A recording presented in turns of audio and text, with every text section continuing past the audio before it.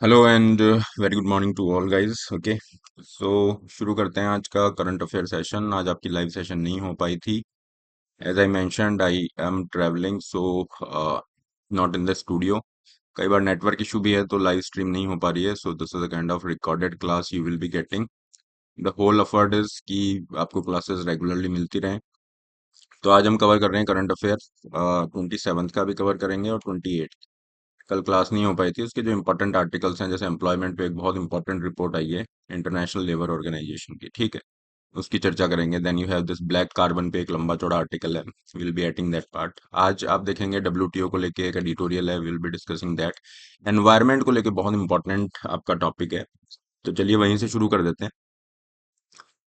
Environment वाले part से शुरू करेंगे। You will see in today's the Hindu newspaper, sustainable building material पे आर्टिकल है। ये क्या कह रहा है, देखिए यहाँ पे ये प्री और मेंस दोनों के लिए इम्पोर्टेंट है। पहली चीज, प्री और मेंस। प्री के अंदर जो क्वेश्चन बन सकते हैं वो बिल्कुल out of the box he consider किए जाएंगे, क्योंकि सस्टेनेबल बिल्डिंग मटेरियल पे जैसे इसने चर्चा की है, तो क्वेश्चन आपके बन सकते हैं।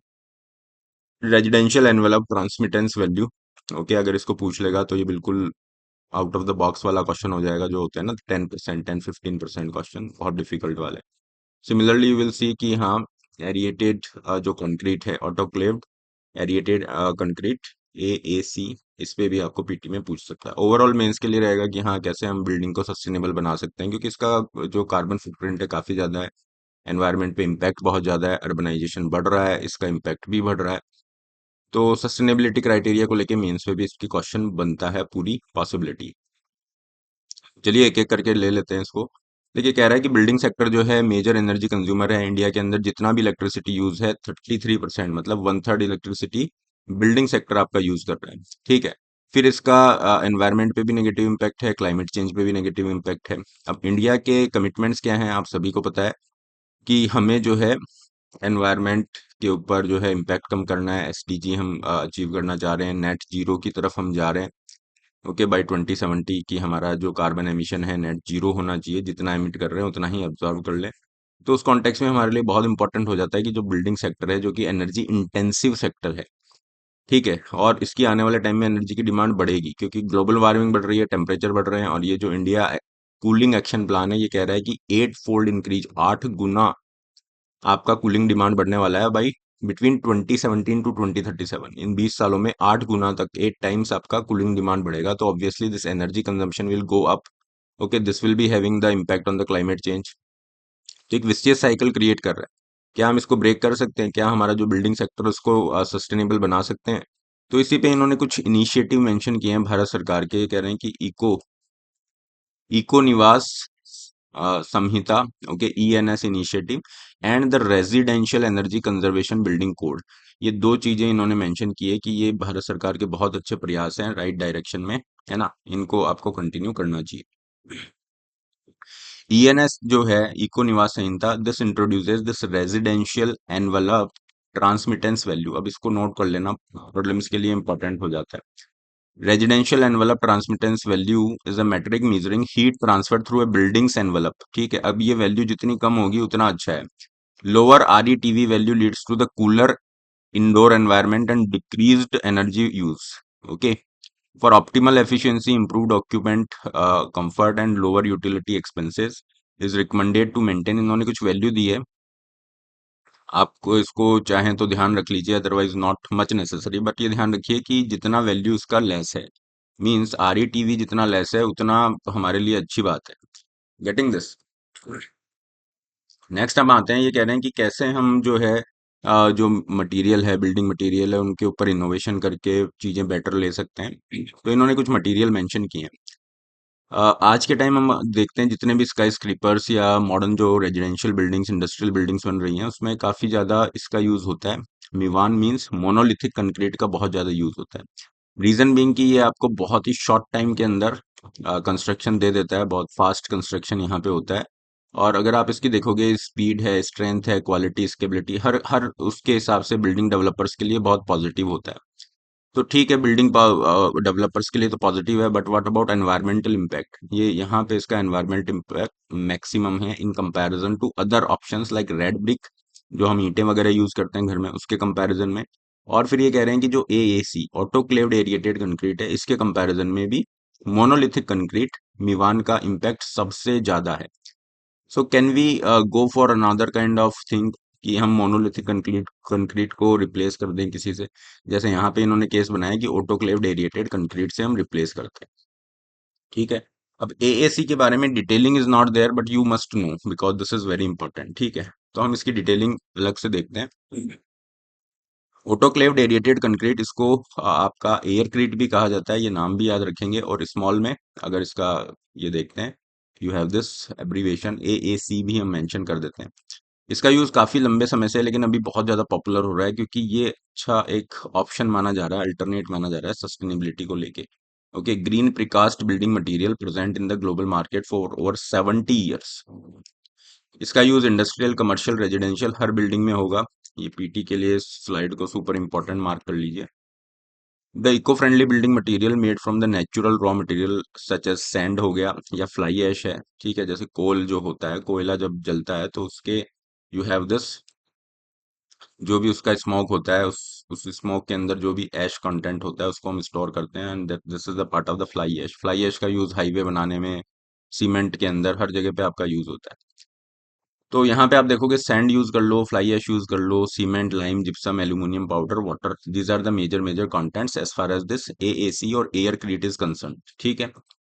एरिएटेड कंक्रीट होता है जैसा आप इस पिक्चर में देख सकते हैं, इस तरीके से ये रहेगा। और एरिएटेड कंक्रीट होने की वजह से इंसुलेशन प्रोवाइड कर रहा है, ओके, फायर प्रोटेक्शन भी दे रहा है, और फटाफट टेम्परेचर ऊपर नीचे नहीं करेगा। आप देखोगे कि एक तो कंक्रीट से बना हुआ है वो हाउस है, एक मड हाउस होता है जो पुराने जमाने में लोग बनाते थे। मड हाउस जो है गर्मियों में ठंडा रहता है, सर्दियों में गर्म रहता है। क्योंकि कहीं ना कहीं जो वुड है उसकी जो करेक्टरिस्टिक है उसको थोड़ा फॉलो करने की कोशिश करेगा। तो यहाँ पे हम कह रहे हैं कि क्योंकि हमारी बिल्डिंग्स जो हैं कंक्रीट से बन रही हैं प्योर, जो मीवान है, उस कंपैरिजन में अगर हम इसको यूज कर लेते हैं that would be much better. ठीक है।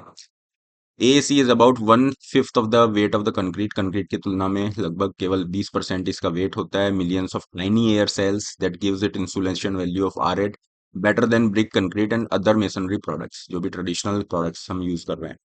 तो उसके कॉन्टेक्स्ट में अच्छी बात है। ये नॉन कंबस्टेबल है, ज्वलनशील नहीं है, रेजिस्टेंट है वाटर के लिए, रोट मोल्ड, ओके, कोई इस तरह से प्रभाव नहीं होगा कि गल जाए या कोई इसमें कुछ कीड़ा वगैरह लग गया जैसे वुड में होता है। These are some of the advantages, तो इन एडवांटेजेस को भी ध्यान रख लीजिए। ठीक है, तो ये क्वालिटीज हो गई AAC की। So this particular article in today's the Hindu is saying कि देखो अभी हम क्या कर रहे हैं, मीवान यूज कर रहे हैं, मोनोलिथिक कंक्रीट। सबसे अच्छा होगा कि हम अगर AAC का यूज बढ़ा दें, this will be much better. क्यों? क्योंकि हमारे बिल्डिंग सेक्टर की जो एनर्जी इंटेंसिटी है उसको ये कम कर देगा। फाइन। द RETV इवेल्युएशन, ये अब कम होना चाहिए, तो ये कह रहे हैं RETV evaluation for these buildings reveal that AAC block consistently had the lowest RETV across all climatic condition. तो यही तो हमें चाहिए, कम RETV चाहिए। Monolithic concrete having an embodied energy 75 times greater than AAC। तो इसी वजह से कंक्रीट जो है से बनी हुई जो बिल्डिंग्स, स्काई स्क्रीपर हैं, बड़ी बड़ी जो बिल्डिंग्स बनती हैं, उनके अंदर एनर्जी कंजम्पशन ऑब्वियसली ज्यादा होगा। अ, और इन्होंने कुछ मेंशन किया है कि मीवान टेक्नोलॉजी फास्टर कंस्ट्रक्शन तो करती है but what about sustainability, sustainability पे ये फेल हो जाती है। तो सस्टेनेबिलिटी के कॉन्टेक्स्ट में अगर हम देखेंगे तो AAC is the best option. Okay, this article is trying to make this case, क्योंकि मोनोलिथिक कंक्रीट के तो बहुत ज्यादा एनवायरमेंटल सस्टेनेबिलिटी चैलेंजेस हैं। ठीक है। What should be the way forward? Way forward यही होगा कि हम और ज्यादा बिल्डिंग जो मटेरियल है उसमें इनोवेशन लाएं, और AAC लाइक प्रोडक्ट्स हैं, ठीक है, इनके अडॉप्शन को इम्प्रूव किया जाए। क्योंकि इसके अंदर एक ही आ रहा है कि हाँ मीवान के कंपैरिजन में ये थोड़ा फास्ट नहीं होगा। तो अगर कोई ऐसा मटेरियल आ जाए जो सस्टेनेबल भी हो, कॉस्ट इफेक्टिव भी हो, और काफी ज्यादा फास्ट उसका एप्लीकेशन भी हो जाए, तो उसका अडॉप्शन बाय द बिल्डिंग जो भी ये बना रहे हैं उनके द्वारा बहुत अच्छा हो सकता है। Reimagining the construction design practices, manufacturing innovative walling material. Okay, ये सारे जो पॉइंट्स हैं ये मेंस ओरिएंटेड पॉइंट्स यहाँ पे हैं कि हाँ कैसे हम बिल्डिंग्स को सस्टेनेबल बना सकते हैं। तो जो भी बिल्डिंग मटेरियल है उसका अनटैप पोटेंशियल है उसको रियलाइज किया जाए। क्लियर, इन्होंने कुछ एग्जांपल दिए हैं कि एक्टिव कूलिंग सिस्टम है, विंडो असेंबलीज को ऐसा बना सकते हैं। आज एक सबसे बड़ी दिक्कत आप देखेंगे जितनी भी बड़ी बड़ी बिल्डिंग्स होती हैं उसमें ग्लास का यूज काफी होता है, कांच का यूज होता है, क्योंकि बिल्डिंग्स बेसिकली लुक मॉडर्न, और कहीं ना कहीं वेस्टर्न वर्ल्ड में भी ये है, तो उस वजह से ग्लास, कांच जो है वो यूज होता है। अब इसके साथ दिक्कत यह है कि गर्मियों में और ज्यादा गर्म रहेगा और सर्दियों में और ज्यादा ठंडा रहेगा। तो उल्टा हो रहा है, हमें चाहिए ऐसा बिल्डिंग मटेरियल जो गर्मियों में तो ठंडा रहे और सर्दियों में गर्म रहे। तो इसी चीज को बदलने की जरूरत है। और कहीं ना कहीं जो हमारे बिल्डिंग मटेरियल्स हैं इस तरह से निकल के आते हैं, that would be very helpful along obviously with the construction design and practices. चलिए आगे आते हैं, the need to curb the black carbon emission. So this was again important. एक तो ब्लैक कार्बन क्या होता है क्या नहीं, इसको थोड़ा समझना है और कैसे हम इन एमिशन को कम कर सकते हैं। सो दिस पर्टिकुलर आर्टिकल ये कल हिंदू में था और इसमें ये यही कह रहे हैं कि प्रधानमंत्री उज्ज्वला योजना है, इसका अच्छा इम्पैक्ट रहा है बट स्टिल थोड़ा इंप्रूवमेंट करने की जरूरत है। So this article is basically discussing the black carbon, okay, in the context of प्रधानमंत्री उज्ज्वला योजना। आई होप उज्ज्वला योजना आप सभी को पता है, इसमें एलपीजी जो कनेक्शन है, गैस सिलेंडर है, ये दिए जा रहे हैं। तो कॉन्टेक्स्ट यही है कि भारत के क्लाइमेट एग्रीमेंट हैं, नेट जीरो एमिशन बाय 2070, ये सब आप जानते ही हैं। इंडिया रिन्यूएबल एनर्जी पे भी फोकस कर रहा है, हमारा कमिटमेंट है 500 गीगावाट बाई 2030 का। ठीक है। और अभी हमारा हो चुका है 180 गीगावाट ऑलरेडी हो चुका है। So we can definitely go for this 500 gigawatt के लिए हम जा सकते हैं आसानी से, है ना, अगर यही पेस चलता रहा तो। अब ये कह रहे हैं कि अगर हम रिन्यूएबल एनर्जी पे इतना फोकस कर ही रहे हैं तो अच्छी बात है, एनर्जी से होने वाले जो एमिशन है उनको रोक सकते हैं। और इसी कॉन्टेक्स्ट में ब्लैक कार्बन की बात हो रही है, क्योंकि ब्लैक कार्बन जो है ये भी काफी बड़ा कंट्रीब्यूटर है क्लाइमेट चेंज और ग्लोबल वार्मिंग के रिगार्डिंग। ब्लैक कार्बन जैसे आपने कोई भी बायोमास बर्न किया, कोई लकड़ी बर्न कर दी, काउडंग केक्स हैं या फिर इवन फॉसिल फ्यूल्स हैं, तो उनका अगर फुल कंबस्टन नहीं हो रहा है, पूरी तरह से वो नहीं जल रहे हैं, तो उस वजह से जो आपका कार्बन बिल्कुल डार्क ब्लैक कलर का जो होता है, जैसे कई बार हम कहते हैं बिल्कुल राख की तरह जम गया है, so that part is the black carbon. ठीक है। तो black carbon is the dark सूटी material emitted along with other pollutants when biomass और fossil fuels are not fully combusted। तो बायोमास बर्निंग जो है एक मेजर सोर्स है ब्लैक कार्बन का। इसके अलावा आप देखेंगे इंडस्ट्रीज भी कंट्रीब्यूट कर रही हैं। तो कौन सा सेक्टर ज्यादा कंट्रीब्यूट कर रहा है ब्लैक कार्बन के उसमें? सबसे बड़ा है रेजिडेंशियल सेक्टर फर्स्ट पे, सेकंड है industrial sector, okay, third is the diesel vehicle, मतलब ट्रांसपोर्टेशन वगैरह, ओपन बर्निंग, अदर सोर्सेस। तो ये थोड़ा ध्यान रखें।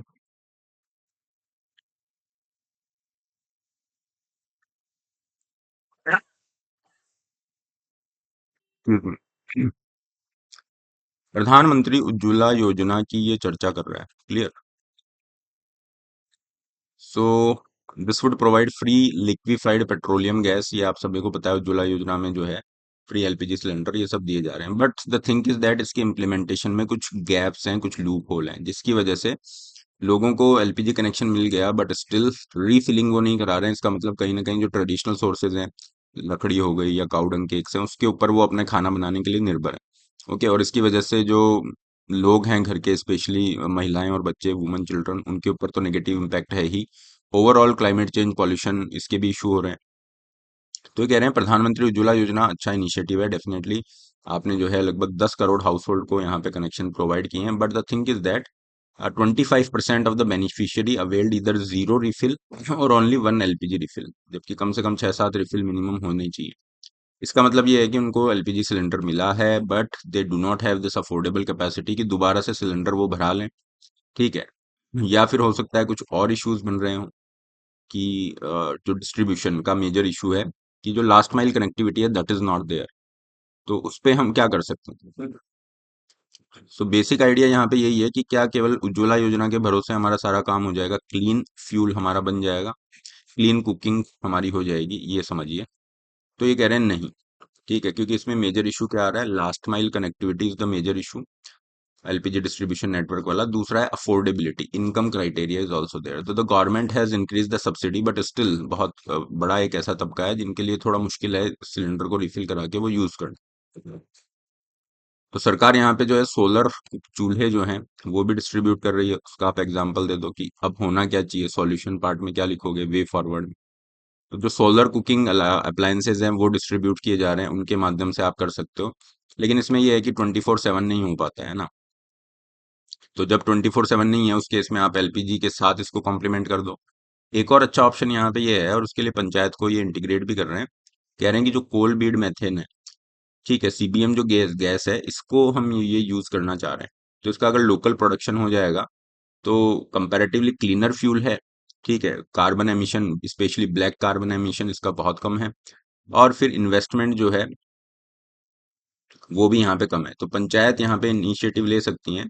ओके, एसएचजी के माध्यम से भी हम इंटीग्रेट कर सकते हैं, एमएसएमई को भी ले सकते हैं। तो ये पूरी की पूरी रूरल इकोनॉमी को भी बूस्ट करेगा, और हमारी जो ओवरऑल समस्या है क्लीन कुकिंग फ्यूल की, इसको भी सॉर्ट आउट करेगा। तो एक बहुत अच्छा अपॉर्चुनिटी यहाँ पे देख सकते हो कि हाँ, ये प्रॉब्लम है, तो यहाँ पे हमारे पास अपॉर्चुनिटी भी है, जहाँ पे हम रूरल डेवलपमेंट, रूरल इकोनॉमी को रिवाइव कर सकते हैं। ठीक है, वुमेन एम्पावरमेंट से इसको आप लिंक कर सकते हो, और हमारे ओवरऑल जो ऑब्जेक्टिव है सस्टेनेबल डेवलपमेंट, क्लाइमेट चेंज के रिगार्डिंग, इनको भी हम अचीव कर सकते हैं। आगे आ जाते हैं। जिन बच्चों ने श्योरा इस ऐप डेवलप मतलब डाउनलोड नहीं किया है, डिस्क्रिप्शन बॉक्स में लिंक है, आप डाउनलोड कर सकते हैं। अभी इकोनॉमी और करंट अफेयर के कोर्सेज चल रहे हैं, लिंक दोनों कोर्सेज के डिस्क्रिप्शन बॉक्स में है, उस पर आप जा सकते हैं। किसी भी क्वेरी के रिगार्डिंग यहाँ पे आप कनेक्ट कर सकते हैं। Sure IAS.in, this is the website, जहाँ पे भी आपको ये कोर्सेज मिल जाएंगे। जिनके पास एंड्रॉइड नहीं है, they can go for this website. IR पे आज आप देखोगे एक रेलेवेंट इशू है, WTO। ठीक है, इस पे एक एडिटोरियल देखने को मिलेगा, WTO's इन्वेस्टमेंट फैसिलिटेशन निगोशिएशन। तो यहाँ पे बस ये ध्यान रखना है कि इन्वेस्टमेंट फैसिलिटेशन निगोशिएशन क्या है, क्योंकि अभी जो फेब्रवरी लास्ट वीक के अंदर हमारा कंक्लूड हुआ मिनिस्ट्रियल कॉन्फ्रेंस 13, आबू धाबी में ये हुई थी। इसको याद रखिएगा, मिनिस्ट्रियल कॉन्फ्रेंस WTO की डिसीजन मेकिंग अथॉरिटी है। ठीक है, जो भी काम होगा, डिसीजन होंगे मेजर, कुछ भी फाइनल होता है, वो मिनिस्ट्रियल कॉन्फ्रेंस से यहाँ से होता है। तो इसके अंदर जितने भी मेंबर हैं WTO के, यू हैव 166, सब यहाँ पे पार्टी है। WTO की व्यवस्था यह है कि कंसेंसस से काम होता है। ठीक है, सारे मेंबर यस करेंगे then it should be yes, but in practical it is very difficult कि सारे यस कर दें। तो मेजोरिटी डिसीजन होता है। ठीक है, इस पर्टिकुलर आर्टिकल का अगर हम देखें कॉन्टेक्स्ट, तो ये कह रहा है कि अभी जो मिनिस्ट्रियल कॉन्फ्रेंस 13 हुई, इसका मेजर आउटकम रहा non adoption of agreement on the investment facilitation for development. ठीक है, जिसको IFD कहते हैं, इन्वेस्टमेंट फैसिलिटेशन फॉर डेवलपमेंट। ये नॉन अडॉप्शन इसका हुआ है 13 वाले में। और इंडिया हमेशा से यही चाह रहा था कि नहीं, इसको अडॉप्ट नहीं किया जाना चाहिए। India was against in this adoption. तो इंडिया के लिए अच्छी बात रही, लेकिन भारत तो ये भी नहीं चाहता था कि इस पे कुछ निगोशिएशन भी शुरू हो। अडॉप्शन तो दूर की बात है। ठीक है, दिक्कत ये आ रही है, देखो पहले एक बार इन्वेस्टमेंट फैसिलिटेशन फॉर डेवलपमेंट, इसको समझते हैं। इंडिया इज ऑफ ओपिनियन कि WTO जो है ये ट्रेड में डील कर रहा है, व्यापार की हम बात करते हैं। ठीक है, trade could be in the services, goods. तो इंडिया कह रहा है कि हाँ, आप ट्रेड के अंदर आप डील कर लो, but investment is a different matter. ठीक है, तो इसलिए India was against with this for this particular one. India का प्रिंसिपल कंसर्न देखिए यही था, whether investment can be the part of the WTO। और इंडिया कह रहा है देखो, आप दोनों अलग अलग है। ये इंडिया का ओपिनियन है। प्रैक्टिकल लेवल पे अगर आप देखोगे, तो जैसे RCEP को उठा के देखो, किसी को भी उठा के देखिए आप, जो भी ट्रेड एग्रीमेंट हो रहे हैं, ठीक है, उसके अंदर इन्वेस्टमेंट इंक्लूड ही होता है। RCEP regional comprehensive economic partnership है। ठीक है, इसके अंदर 15 देश हैं। India decided not to opt in for this, China is a party here. तो 10 आसियान कंट्री हैं, फिर Australia, New Zealand, China. Okay, you have this South Korea and Japan, ये 15 कंट्रीज, 15 कंट्रीज। यहाँ पे इन्होंने गुड्स एंड सर्विसेज तो include किया, investment is also one of that criteria. तो कहीं ना कहीं आप देखोगे ट्रेड इन्वेस्टमेंट कहीं ना कहीं एक दूसरे को फॉलो करते ही हैं, और इन्वेस्टमेंट रिलेटेड प्रोविजंस आज आ ही रहे हैं।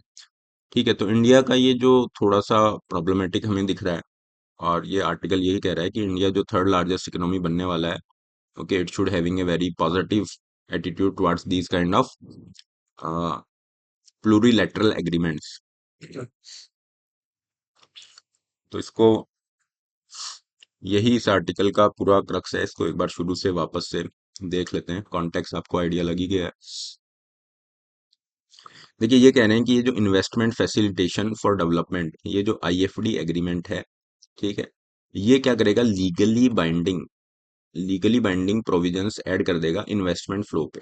ये जो इन्वेस्टमेंट आ रहा है एक देश से दूसरे देश में, उसके ऊपर कुछ लीगल बाइंडेशन इस तरह से होगी कि आप जो है इन्वेस्टमेंट को इस तरह से प्रोटेक्ट करना है, या आपके जो मीजर्स हैं, टैक्स लगाया नहीं लगाया, इस तरह की जो भी चीजें हैं जो इन्वेस्टमेंट को हैम्पर कर सकती है, उसके ऊपर आपको ट्रांसपेरेंसी रखनी होगी, और ये लीगली बाइंडिंग प्रोविजन होंगे। And may be India is not okay okay with this particular one, specially अगर आप इसके कंपोनेंट देखते हो, investment facilitation for development, IFD agreement के अगर आप कंपोनेंट्स देखते हैं तो वो थोड़ा सा आपको आइडिया लगा देगा कि क्यों इंडिया इसके अगेंस्ट में जा रहा है। देखो, इसके अंदर जो प्रोसेस स्टार्ट हुआ, this was the joint statement initiative, इसको भी याद रखिएगा, इसको पूछ सकता है। Joint statement initiative was in news, so this is related to what, बहुत ही बेसिक लेवल पे डब्ल्यूटीओ एटसेट्रा एटसेट्रा करके। तो इसके मेजर जो कंपोनेंट है आईएफडी एग्रीमेंट के, ये हैं कि जो स्टेट हैं, मतलब देश होंगे, ये रेगुलेटरी ट्रांसपेरेंसी रखेंगे कि आपने कोई एक्शन लिया है तो क्यों लिया है, क्या है, clear. Streamline the administrative procedure and increase the foreign investment inflows, facilitate the foreign investment inflows. This agreement does not contain provision on the market access पे इसका provision नहीं है, इन्वेस्टमेंट प्रोटेक्शन पे इसका प्रोविजन नहीं है, and investor state dispute settlement पे भी प्रोविजन नहीं है। देखो, अगर इन्वेस्टमेंट स्टेट डिस्प्यूट सेटलमेंट इसमें आ जाता आईएफडी एग्रीमेंट में, तो फिर बड़ा मुश्किल था, कोई मुझे नहीं लगता ऑप्ट करता, फिर तो ये एकदम से ही डेड हो जाता, क्योंकि इन्वेस्टर स्टेट डिस्प्यूट सेटलमेंट जो मैकेनिज्म है, ये क्या करती है, ये राइट दे देगी जो प्राइवेट प्लेयर्स हैं, वो भी स्टेट को, जैसे मान लीजिए कोई प्राइवेट इन्वेस्टर है, वो भारत को फिर क्या कर सकता है, डब्ल्यूटीओ में ले जा सकता है, देखो हमारा प्रोटेक्शन जो है इन्वेस्टमेंट को लेके ये है, तो वो डब्ल्यूटीओ के अंदर इंडिया को घसीट सकता है। तो फिर इंडिया तो वैसे ही इसके लिए नहीं जाएगा। अभी जो डब्ल्यूटीओ में डिस्प्यूट सेटलमेंट मैकेनिज्म है अभी भी है, लेकिन उसके अंदर क्या है, एक देश, जैसे यूके है, तो एक देश और दूसरे देश, बिटवीन द स्टेट्स है ये। तो ये तो अच्छी बात है कि इन्वेस्टर स्टेट डिस्प्यूट सेटलमेंट, ये वाली मैकेनिज्म आपने इसमें नहीं डाली है, क्योंकि already there is a mechanism in the WTO, जहां पे केवल एक देश दूसरे देश के अगेंस्ट में प्रोसीडिंग कर सकता है। तो इंडिया इसका विरोध इसलिए कर रहा है, इंडिया कह रहा है कि इन्वेस्टमेंट ट्रेड नहीं है, ठीक है, और investment could not result in the cross border trade, but अगर प्रैक्टिकल लेवल पे देखते हैं, दोनों में हमें लिंकेज देखने को मिलते हैं, और जितने भी एग्रीमेंट्स हैं आपके रीजनल लेवल पे, वहाँ पे इन्वेस्टमेंट को भी इंक्लूड करके रखा है। फ्रॉम दिस पर्सपेक्टिव, जो प्लूरीलैटरल एग्रीमेंट हैं सच एज आईएफडी एग्रीमेंट्स, ये जरूरी हैं। अगर आज आप देखोगे डब्ल्यूटीओ को री इन्वोगरेट करना है, इसकी रेलेवेंस बना के रखनी है, so these kind of PS मतलब प्लूरीलैटरल एग्रीमेंट जरूरी हैं, और भारत को भी इसके ऊपर डिफेंसिव अप्रोच को छोड़ देना चाहिए या रिकंसिडर करने की जरूरत है, और इंडिया आईएफडी एग्रीमेंट को थोड़ा सा देख सकता है। ठीक है, तो ये ध्यान रखना है। प्लूरीलैटरल एग्रीमेंट क्या होता है, जहाँ पे जो कंट्रीज हैं, ग्रुप ऑफ कंट्रीज, ओके, वो कुछ डिसाइड करते हैं, तो जो भी सिग्नेटरीज हैं उनके ऊपर बाइंडिंग होगा ये जो पर्टिकुलर एग्रीमेंट है।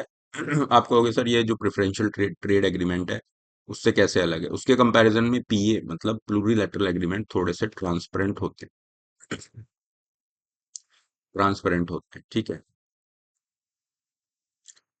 आगे आ जाते हैं, जिन बच्चों ने चैनल सब्सक्राइब नहीं किया है, प्लीज चैनल को सब्सक्राइब कर लीजिएगा to get the current affair related updates here, okay, specially for UPSC and state PCS purpose. Indian economy पे आते हैं, बहुत अच्छा ये टॉपिक हमारे पास है। This was in yesterday's newspaper, ये रिपोर्ट ब्रेक की थी इन्होंने, इंटरनेशनल लेबर ऑर्गेनाइजेशन ने। तो भारत के अंदर एम्प्लॉयमेंट सिनेरियो, रोजगार की जो भी स्टेटस है उसको लेके रिपोर्ट है, और ये कह रही है कि इंडिया के अंदर जो एम्प्लॉयमेंट है उसको लेके स्थिति थोड़ी सी चिंताजनक है, ठीक है। तो देखते हैं क्या यहाँ पे बात हो रही है, इसके अंदर जो डेटा है इंपॉर्टेंट है, लेकिन ऐसा नहीं है सब कुछ रट्टा मार लेना है, I will make this star, तो उसको रट लेना। यहाँ पे कह रहे हैं कि जो सेकेंडरी एंड हायर एजुकेशन, चलो इस पे आए उससे पहले इस चार्ट को ही डिस्कस कर लें। लेबर फोर्स पार्टिसिपेशन बता रहे हैं कि ईयर 2000, और इसको छोड़ दीजिए, अभी 2022 ये कंपैरिजन हम देख लें, ठीक है। तो कह रहे हैं 2000 वाला जो साल था, वहां पे जो मैन का लेबर फोर्स पार्टिसिपेशन था, okay, that was somewhere around 83% और समथिंग, 80% मान लेते हैं, तो उससे अभी जो लेबर फोर्स पार्टिसिपेशन है दिस इज लेस। तो हम चाहेंगे कि लेबर फोर्स पार्टिसिपेशन तो ज्यादा होना चाहिए, चाहे वो मैन है जैसे इस वाले केस में, या वुमन है, तो दोनों ही केसेस में कम देखने को मिल रहा है। लेकिन अगर हम 2019 से कंपैरिजन करते हैं तो एक स्लाइट इंक्रीज है, वुमन के लिए तो बहुत अच्छा जंप यहाँ पे मिला है, ठीक है, क्योंकि वुमेन का लेबर फोर्स पार्टिसिपेशन लगभग 37% आ रहा है, मैन का it should be somewhere around 78.5%। Labour force participation rate, जिनको नहीं पता उनको मैं बता दूं, जो भी आपका वर्क फोर्स होता है, ठीक है, यू हैव दिस 15 to 64, ये जो एज ग्रुप है उसका वो पार्ट जो कि एम्प्लॉयड है, plus those who are seeking for the employment या अनएम्प्लॉयड कह दीजिए, तो वो होते हैं लेबर फोर्स पार्टिसिपेशन रेट। जबकि अनएम्प्लॉयमेंट रेट में क्या होता है, जो भी वर्क फोर्स है ये 15 to 64 वाला, इसका वो पार्ट जो कि अनएम्प्लॉयड है। ठीक है। और वर्कर पॉपुलेशन रेशो में क्या होता है, जो भी आपकी पूरी पॉपुलेशन है उसका वो पार्ट जो कि एम्प्लॉयड है। तो ये थोड़ी सी टर्म्स है, इनको ध्यान रखिएगा, बच्चा कंफ्यूज रहता है। अगर आपने स्टैटिक पोर्शन नहीं किया है तो फिर आप कंफ्यूज रहेंगे, तो इन टर्म्स को देख लीजिएगा, ध्यान रखिएगा। तो I hope you will make sense of this first chart. तो यहाँ पे जो डेटा है वो इम्पोर्टेंट है, इस चार्ट को थोड़ा सा ध्यान रखना है, specially this, these two segments and this. इसमें एक स्लाइट ये एनालिसिस आप करो मेंस में, तो ये ध्यान रखिएगा 2019 के कंपैरिजन में स्थिति स्थिति इंप्रूव हुई है, स्लाइट इंप्रूवमेंट इज देयर। ठीक है, क्योंकि यहाँ से लगातार हमें डिक्लाइन देखने को मिल रहा है, यहाँ पे ऊपर जा रहा है ग्राफ। ओके, इस तरीके से। अब ये रिपोर्ट और क्या कह रही है कि सेकेंडरी हायर एजुकेशन जो है, ओके, ऐसे जो यूथ हैं जिनके पास हायर एजुकेशन या इस तरह की हैं, वो उनका अनएम्प्लॉयमेंट में बहुत ज़्यादा वो है। India has almost doubled from 35%, ये ऐसे लोग अनएम्प्लॉयड होते थे, आज 65% अनएम्प्लॉयमेंट है इस तरह के यूथ के अंदर, जिनके पास सेकेंडरी या हायर एजुकेशन है। तो अनएम्प्लॉयड जो यूथ है जिनके पास एजुकेशन ज़्यादा, क्वालिफिकेशन ज़्यादा है, उनका अनएम्प्लॉयमेंट में जो है वो कहीं ना कहीं जो शेयर है वो सिग्निफिकेंटली इंक्रीज हो गया। दिस इज ऑलमोस्ट 2 टाइम्स भी नहीं गए तो this is almost you can say 80% something increase is there which is the cause of concern. ठीक है। The report says that the youngsters account for almost 83% of country's unemployed workforce. जितना भी unemployed workforce है उसमें youth जो है, youngsters जो हैं वो 83%। ठीक है। अब देखो, अनएम्प्लॉयमेंट जो है, ये पेपर 3 में आपका मेंशन है टॉपिक, ये हमेशा से जो भी सरकार आई सबके लिए ही चैलेंजिंग रहा। ठीक है, लेकिन आज अगर हम बात कर रहे हैं डेमोग्राफिक डिविडेंड की, डेमोग्राफिक डिविडेंड मतलब हमारी जो पॉपुलेशन है वो working age population non working से ज़्यादा है। सिंस वर्किंग एज पॉपुलेशन ज़्यादा है, they can contribute in the economic activity और हमारी इकोनॉमिक ग्रोथ होगी। तो यही स्ट्रेटजी जो है सिंगापुर है, you have the south Korea, इस तरह के देशों ने अपनाई और आज बहुत डेवलप्ड इकोनॉमी वो बन गए। तो हम भी चाहते हैं जब हमारे पास अपॉर्चुनिटी है डेमोग्राफिक डिविडेंड की, यूटिलाइज करें, लेकिन दिक्कत ये आ रही है कि वो उस क्वालिटी के जॉब हमारे पास नहीं है। आप देख रहे हो अनएम्प्लॉयमेंट कितना ज्यादा यहाँ पे। क्लियर। तो ये थोड़ा कॉज ऑफ कंसर्न है, और इसके अंदर ये जो ट्रेंड अभी हमने डिस्कस किए हैं, labour force participation rate, worker population ratio, unemployment rate, ये कहीं ना कहीं यही दिखा रहे हैं कि हाँ लॉन्ग टर्म डेटेरियोरेशन रहा है 2000 से 2018 के बीच में, और इम्प्रूवमेंट हुआ है 2019 के बाद। तो जो अभी जो हमने यहाँ पे डिस्कशन किया है कि हाँ 19 के बाद ये इम्प्रूव हुआ है, वही चीज ये रिपोर्ट कह रही है। आगे आते हैं, पैराडॉक्स क्या है। पैराडॉक्स ये है कि एक तो जो एम्प्लॉयमेंट सिचुएशन है, long term feature of the employment situation, insufficient growth हमें दिखा रहा है। ओके, नॉन फार्म सेक्टर की, कि नॉन फार्म जो सेक्टर है वहां पे इनसफिशिएंट ग्रोथ है, जॉब्स नहीं मिल रहे हैं। मतलब हम चाहते हैं कि एग्रीकल्चर से जो व्यक्ति हैं वो नॉन एग्री फैक्टर सेक्टर के अंदर जॉब्स प्राप्त करें, उससे क्या होगा, उनकी इनकम बढ़ेगी। Clear. They will get that better benefit in terms of the income and other जो भी होते हैं, you have the social security in terms of innovation, modernisation. ठीक है, स्टेबिलिटी ऑफ इनकम, ये सारी चीजें।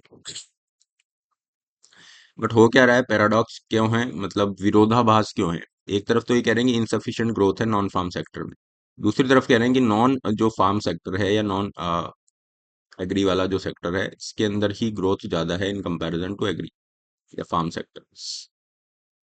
बट दिक्कत यह है कि नॉन फार्म सेक्टर में जितनी ग्रोथ होनी चाहिए उतनी हमें मिल नहीं रही है, और जो भी एग्रीकल्चर से लेबर फोर्स नॉन फार्म में आ रहा है, ठीक है, वो कहाँ जा रहा है, वो कंस्ट्रक्शन वर्कर्स के रूप में अगर जा रहा है तो फिर उतना फायदा नहीं है जो हम एक्सपेक्ट कर रहे हैं कि हाँ इनकी इनकम बढ़ जाएगी, स्टेबिलिटी हो जाएगी जॉब की। ठीक है, मॉडर्नाइजेशन के बेनिफिट है, क्योंकि कंस्ट्रक्शन जो वर्कर है उनकी भी इनफॉर्मल जॉब है, आज जॉब है कल नहीं है, कुछ पता नहीं है। तो हम चाहते हैं कि ये जॉब्स मैन्युफैक्चरिंग में बढ़े, बट कहीं ना कहीं ज्यादा से ज्यादा जॉब बढ़ रहे हैं कंस्ट्रक्शन में, और सर्विसेज में बहुत लिमिटेड स्कोप है। ठीक है। तो ये एक बहुत बड़ा चैलेंज हमारे पास है, और आज भी आप देखेंगे 90% workers remain engaged in the informal workforce. आज आप देखते हैं, हमने इनइक्वालिटी रिपोर्ट डिस्कस किया कि इंडिया में इनइक्वालिटी इतनी बढ़ गई है, ये सारी चीजें। तो भारत सरकार और ये सब वेलफेयर प्रोग्राम लाएं, अच्छी बात है। पर कहीं ना कहीं अगर आप इसके रूट कॉज में देखेंगे तो जो एम्प्लॉयमेंट सिनेरियो है, the quality of jobs the people are getting, this is again responsible. क्योंकि इनफॉर्मल जॉब अगर आपका 90% है तो ये बहुत बड़ा कंसर्न है। इनफॉर्मल जॉब में आपको जॉब प्रोटेक्शन नहीं है, जॉब सिक्योरिटी नहीं है, कोई सोशल सिक्योरिटी नहीं है, मेडिकल लीव अलाउंस नहीं है, ठीक है ना, कोई पेंशन बेनिफिट दिए जा रहे हैं। इन जनरल हम बात कर रहे हैं। और यही सारी चीजें फॉर्मल वर्कफोर्स को, ठीक है, जिनको 9 to 5 जॉब है, अगर आपसे ओवर टाइम करा लिया अलग से पैसा है, बीमार हो गए मेडिकल लीव मिल रही है, तो उस कॉन्टेक्स्ट में अगर आप देखोगे तो ये सारे बेनिफिट्स यहाँ पे इनफॉर्मल वाले में नहीं है। अब इनफॉर्मल क्या हो गया, ज्यादा वल्नरेबल हो गया। ओके, इनके इनकम लेवल कम होंगे, वेल्थ जो है वो भी कम होगी, और ये इनइक्वालिटी राइज करेगा। क्योंकि देखिए जो डेवलप्ड कंट्रीज हैं वहां पे इनफॉर्मल वर्कफोर्स जो है that is very very less, less than 20% है इनफॉर्मल वर्कफोर्स। तो यहाँ पे हमें काम करने की जरूरत है, लेकिन हो क्या रहा है, हो ये रहा है कि हम देख रहे हैं कॉन्ट्रेक्चुअलाइजेशन या इनफॉर्मलाइजेशन। ओके, वो बढ़ रहा है। इवन बड़ी बड़ी जो कंपनीज हैं they are again going for this contractual, okay, this relationship, क्योंकि उनको है कि जितना काम कराना है उतना पैसा दीजिए। और ये एम्प्लॉय एम्प्लॉयर वाला जो प्रॉपर स्टेटस है that is not working there, है ना, क्योंकि उनको कॉस्ट वहां पे ज्यादा लग रही है। Whereas there has been a rise in the contractualization. ठीक है, कॉन्ट्रेक्चुअलाइजेशन मतलब हमने आपको ये काम दिया, आप ये काम पूरा करिए, दैट्स ऑल। कोई जो ट्रेडिशनल एम्प्लॉय एम्प्लॉयर वाला जो था वो नहीं रहेगा कि आप यहाँ 9 से 5 आपकी जॉब है, आपको वो सारे बेनिफिट, वो सारी चीजें नहीं है। India large young workforce is a demographic dividend, और हम इसको नहीं कर पा रहे हैं क्योंकि जो एक स्किल गैप है वो तो है ही, और quality of the jobs, this is again issue. ठीक है, so what could be the way forward कि हाँ आप स्टार्टअप पे काम करें, बिजनेसेस अपॉर्चुनिटीज बढ़ाएं, ठीक है, एक इकोसिस्टम ऐसा क्रिएट करें, ये सारी चीजें कर सकती है सरकार।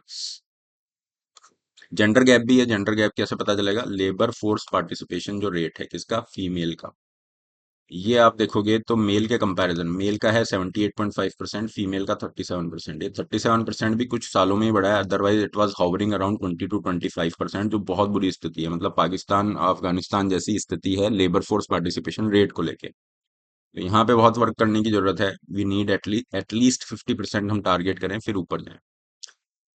एक और इसी से रिलेटेड न्यूज रही, आप देखेंगे, government can not solve all socio economic problem such as unemployment, ये स्टेटमेंट है, you have this, chief economic adviser का। According to the Hindu newspaper अगर हम बात करें, वो यहाँ पे कह रहे हैं, it was incorrect to think that the government intervention could solve every socio economic challenge specially like unemployment. ठीक है, कि गवर्नमेंट सारा इसको सॉल्व कर देगी। तो ठीक है, ट्रू है, अगर हम प्रैक्टिकल लेवल पे उसको बात करें तो गवर्नमेंट नहीं कर सकती, but again I would like to disagree कि हाँ गवर्नमेंट, ऐसा नहीं है कि उसको रिस्पॉन्सिबिलिटी नहीं बनती है। Government should be held accountable as far as the employment scenario is concern. क्यों? क्योंकि जो भी बन रहा है, जो भी इकोनॉमिक ग्रोथ हो रही है, कुछ इंडस्ट्री अच्छा करती है, इंडिया की इकोनॉमिक ग्रो करती है, इकोनॉमिक ग्रोथ बहुत तेज हो रहा है, अगर उस सब का क्रेडिट गवर्नमेंट ले रही है, ठीक है, so government should take the responsibility as far as the employment concerns are there, वो भी लेनी चाहिए। और अगर प्रैक्टिकल लेवल पे देखोगे ना, गवर्नमेंट और एम्प्लॉयमेंट सिनेरियो ये जुड़े हुए हैं। हालांकि ये बात अलग है कि सभी जितनी भी गवर्नमेंट आई आज है या पहले हैं, सब इसके चैलेंज को फेस करते आ रहे हैं। बट अभी जिस तरह से हम देख रहे हैं, तो वहां पे definitely government need to work. क्या गवर्नमेंट काम कर रही है? यस। क्या ये जो भी इनिशिएटिव लिए जा रहे हैं, फॉर एग्जांपल स्किल को लेके बहुत सारे मिशन है, ठीक है, पिछले लगभग ऑलमोस्ट 10 ईयर्स, 9-10 ईयर्स से आपके चल ही रहे हैं। नेशनल जो स्किल इंडिया मिशन है उसके अंतर्गत आपकी कौशल विकास योजना है, ये सारी चीजें चल रही हैं, and government is doing another efforts also. तो गवर्नमेंट काम तो कर रही है, but again the outputs outcome is not okay up to the mark, that's why we have been facing these kind of problems. But एक चीज अच्छा हुआ है कि हाँ, यू हैव दिस कि एम्प्लॉयबिलिटी जो है according to the various reports, youth की एम्प्लॉयबिलिटी बढ़ गई है after these skill missions and all. ये इनकी सक्सेस के रूप में है कि हाँ एम्प्लॉयबिलिटी बढ़ी है। चलिए, लेकिन ओवरऑल जो आईएलओ की रिपोर्ट हमें बता रही है यूथ अनएम्प्लॉयमेंट को लेके, वो तो बहुत कंसर्निंग इशू है, and definitely government need to prioritise on these kind of issues. और क्या कर सकते हैं? तो मैन्युफैक्चरिंग सेक्टर पे गवर्नमेंट काम करे, जो गवर्नमेंट कर रही है, क्योंकि मैन्युफैक्चरिंग सेक्टर एब्जॉर्ब कर सकता है, लेबर इंटेंसिव है इन कंपैरिजन टू सर्विसेज, सबको तो सर्विसेज में डाल नहीं सकते। तो मैन्युफैक्चरिंग पे काम करना होगा, क्योंकि कंस्ट्रक्शन में जो जॉब क्रिएट हो रहे हैं दैट आर नॉट क्वालिटी के हिसाब से अगर हम बात करें तो that is not up to the mark. ठीक है। स्किल एफर्ट्स ये सब हम बात कर चुके हैं, तो ये एक बैलेंस्ड व्यू पॉइंट यहाँ पे आपको लेके चलना है कि हाँ क्रिटिकल एस्पेक्ट भी हैं, तो गवर्नमेंट के कुछ प्रयास हैं उनको भी आप करें, क्योंकि आंसर में बच्चा बहुत ही स्क्यूड व्यू पॉइंट लिखता है ना, एक तरफ आंसर हो जाते हैं। सीईसी चीफ इकोनॉमिक एडवाइजर कह रहे हैं whether government world wide will reduce, ये देखो ये जो लास्ट में हाईलाइट किया है ना, ये अपने आप में एक ऐसा मैटर है जिसपे बहुत लंबी चौड़ी डिबेट चल रही है, या फिर पूरा का पूरा ऐसे ही लिखने को मिल जाए। So this is a kind of very thought-provoking statement. He is saying, the chief economic advisor, whether governments worldwide were reducing the incentive to work, क्या पूरे विश्व के अंदर जो भी सरकारें हैं, क्योंकि सरकारें इनइक्वालिटी को करने के लिए क्या, कम करने के लिए क्या कर रही हैं, वेलफेयर इनिशिएटिव चला रही हैं, तो ये यहाँ पे कह रहे हैं कि ये जो वेलफेयर इनिशिएटिव ये सब चल रहे हैं उसकी वजह से कहीं इंसेंटिव टू वर्क ये रिड्यूस तो नहीं हो गए। Some of you would be saying कि क्या क्या सर ये मजाक वाली बात इन्होंने कह दी, ऐसा भी कुछ होता है या नहीं। बट इफ आई, ठीक है ये स्टेटमेंट अपनी जगह है, but you can definitely explore it out, आप अपने आसपास एरिया में इस तरह से बातचीत कर सकते हैं। If I share one of my experience, this was around 10-12 years back when I was working with NGO, okay, and this was in the Chhattisgarh was the reason and all, ठीक है।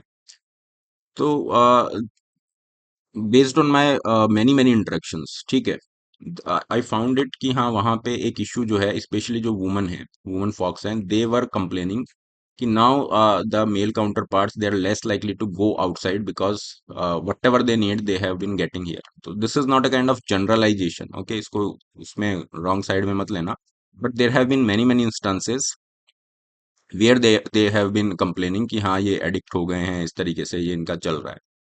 तो इसका देखो ये एक ऐसी डिबेट है जिसपे आपको थोड़े से व्यू पॉइंट्स लेने होंगे, क्योंकि ये अपने आप में बिल्कुल ब्लैक एंड वाइट है ना, इजी टाइप में नहीं है इसके, क्योंकि देखो इसमें हम ये नहीं कह सकते कि वेलफेयर पॉलिसीज को हटा दो, okay, we are not saying this, but can we go for the better target of this welfare policies ताकि ज्यादा फायदा हो, rather than spoon feeding. What I am trying to tell, spoon feeding की जगह हमें क्या चाहिए, हमें एम्पावरमेंट चाहिए। हम नहीं चाहते कि जो लोग हैं वो हमेशा हमारे ऊपर निर्भर रहे, हमारे ऊपर मतलब गवर्नमेंट या जो भी है कि आप हमें ये दे दीजिए, हम तो उनको वो गरीबी का विशियस साइकिल है, somewhere you will have to empower these people so that they can come out of that poverty's vicious cycle. Empower उनको करना पड़ेगा in terms of this skill कोई उनको इम्पार्ट किया है ना, इंफॉर्मेशन आप उसके माध्यम से आप उनको एम्पावर कर रहे हो। Like in the case of the farmers, we have this FPO criteria. In the case of the women, we have this SHG initiative. They have been okay, good initiatives as well. तो content तो यहाँ पे नहीं है, लेकिन ये statement है chief economic adviser का, and he is raising a very genuine issue, okay. तो इसको पढ़ के बिल्कुल आउटराइटली रिजेक्ट नहीं करना है, because this is indeed a kind of global debate, okay. और अगर इस पे क्वेश्चन पूछ देता है UPSC, chances are there you will be getting the question, ठीक है, मेंस में आता है अच्छी बात है, नहीं तो इंटरव्यू में भी इस तरह के क्वेश्चंस की पॉसिबिलिटी बहुत अच्छी रहती है, क्योंकि यहाँ पे प्लेन आंसर नहीं बनता है निकलता कि ब्लैक एंड व्हाइट हो गया। you need to have a very thorough understanding analytical perspective to answer such kind of questions, तो वो आपकी मेच्योरिटी को दर्शाता है, ठीक है। कुछ बच्चे होंगे बिल्कुल आउटराइटली रिजेक्ट करेंगे, तो वो जो ग्राउंड सिचुएशन है दे विल गेट कि हाँ आपको ग्राउंड सिचुएशन नहीं पता है, ठीक है। अगर आप इसको पूरी तरह से मना कर देते हैं यू विल, ठीक है, again get against this whole idea of this welfare state and all, वो तो बिल्कुल ही गलत हो। तो इसको पूरा एक अपने आप में ये एक इशू है ना, इसको ध्यान रखिएगा, इशू बेस्ड स्टडी इस पे थोड़ा करने की कोशिश कीजिएगा, क्या आप अपने पॉइंट बना सकते हैं, अपना दिमाग लगा के कुछ लिखने की कोशिश करिए, because ultimately this exam is all about this, okay. Science and tech पे आते हैं, देखो ये एक आर्टिकल हमारा छूट रहा था सेमीकंडक्टर को लेके, and I am not still I am not able to sort out this article, there is a lot of content on this, and मैं नहीं चाहता ये आप पूरा कंटेंट पढ़ें, केवल एग्जाम ओरिएंटेड वे में इसको करना है, तो ये मैं नहीं कर पाया हूँ, ठीक है, कोशिश करेंगे कि कल इसको कर लें। Fine. As I mentioned कि I have been traveling. So rather than just not taking the class, I'm trying my best कि आपको क्लासेस मिलती रहें। तो जैसे भी होता है, एक दो दिन की बात और है, then we'll be okay back in the studio, और ये सारा जो बैकलॉग है वो भी आपका कवर होगा। So in the meanwhile, I want your support. Make sure कि आप सेशन को उसी तरह से बच्चों तक पहुंचाते रहें। ये आज का क्वेश्चन है मेंस का। While highlighting the impact of the building sector on environment, suggest the ways to make it more sustainable। दो पार्ट में आंसर हो गया, ठीक है। एक छोटा सा इंट्रोडक्शन लिखिए, 2-3 लाइन का, इसको दो पार्ट में आंसर लिखिए, और लास्ट में वे फॉरवर्ड या फिर कंक्लूड कर दीजिए। कई में क्या होता है, वे फॉरवर्ड ही कंक्लूजन का काम करता है, कई में वे फॉरवर्ड नहीं है तो 3-4 लाइन का कंक्लूजन लिख दीजिए, दैट्स ऑल। बहुत ही सिंपल है। ठीक है, आंसर राइटिंग सेगमेंट आपके अपडेट नहीं हो पा रहे हैं अभी। सो विल ट्राई कि हाँ 2 या 3 अप्रैल को आपका पूरा बैकलॉग ये भी क्लियर हो जाएगा। ठीक है, 2 और 3 अप्रैल। This is all for today guys, have a great day. ये टेलीग्राम चैनल है, इसको ज्वाइन कर लेना to get the PDF etcetera. इस सेशन का पीडीएफ श्योर आईएएस ऐप पे करंट अफेयर वाले सेगमेंट में पीडीएफ में अपडेट हो जाता है। ठीक है, अगर आपको जल्दी पीडीएफ चाहिए तो यहाँ पे मिल जाएंगे, या फिर यहाँ पे टेलीग्राम से भी आपको मिल जाते हैं PDF. Have a great day guys, don't forget to like the session. Be blessed.